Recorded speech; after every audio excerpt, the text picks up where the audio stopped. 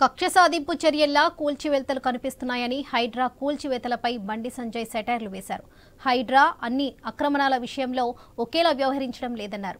సకాలంలో చెరువుల ఆక్రమణాలను ఎందుకు కూల్చారని, ఓవైసీ కాలేజీకి మాత్రం ఏడాది టైం ఎందుకు ఇచ్చారని ఆయన ప్రశ్నించారు. అందరికీ ఒకే న్యాయమైతే ఓవైసీ కాలేజీని వెంటనే కూల్చాలని బండి సంజయ్ డిమాండ్ చేశారు. ఒక నాణానికి బొమ్మ బొర్సు లెక్క కేసీఆర్ శిక్షణ పొందినటువంటి కార్యకర్తలే నాయకులే కాంగ్రెస్ పార్టీ. ఒక పెద్ద డ్రామా కంపెనీ కాంగ్రెస్ పార్టీ ప్రభుత్వం. ఇప్పుడు ఇవాళ 6 గ్యారెంటీలు ఎక్కడన్నా మీ జిల్లాలో అమలు చేసిర్రా? రుణమాఫీ జరిగిందా? కాంగ్రెస్ పార్టీ ఎన్నికల హామీ ఏమిచ్చింది? 2 లక్షల రుణమాఫీ చేస్తామన్నారు. బ్యాంక్ అధికారులు లెక్కలు ఏమిచ్చారు? 64 లక్షల మంది రుణాలు ఈ తెలంగాణ రాష్ట్రంలో తీసుకున్నారు. బ్యాంకు లెక్క కుల్ల. కాంగ్రెస్ పార్టీ ప్రభుత్వం ఏం చేసింది? 47,000 కోట్ల రూపాయలను ఖర్చు చేస్తామన్నది కాంగ్రెస్ పార్టీ.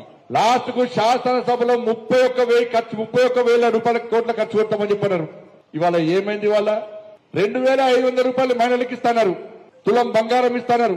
సరే, బంగారం చేసుకుంటే గుల్సని అక్కడ కనబడుతున్నాయి. అందులో పడ రైతులకు రుణమాఫీ అన్నారు. 15,000 రూపాయలు రైతు భరోసా అన్నారు. కౌలు వృత్తుల రైతులను కలిపి 12,000 రూపాయలు రైతు కూలీలకు ఇస్తున్నారు.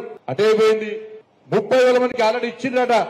ఇంకా 30,000 మందికి ఇస్తారట. కానీ నోటిఫికేషన్ మాత్రం 12,000 ఇస్తారట.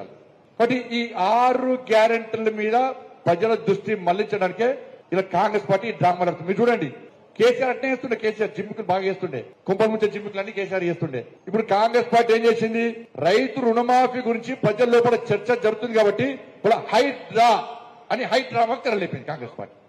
ఇవాళ ఓవైసీ అనే మూర్ఖుడు, ఇలా ఓవైసీ అనే వ్యక్తి సల్కంచెరులో బాజప్తా కట్టిన అంటున్నాడు. కట్టిండు. ఇలా పేద విద్యార్థుల పేరుతో పొట్టు పైసలు సంపాదిస్తున్నారు. ఎంఏ పాటోడు. అలా సల్కం చెరువు విషయంలో కాంగ్రెస్ పార్టీ ప్రభుత్వం ఒక విధానం, ఇతర విషయాల్లో ఇంకో విధానం. ఇతర యూనివర్సిటీలో మాత్రం కూలగొడతామంటారు. కూలగొట్టాల్సిందే.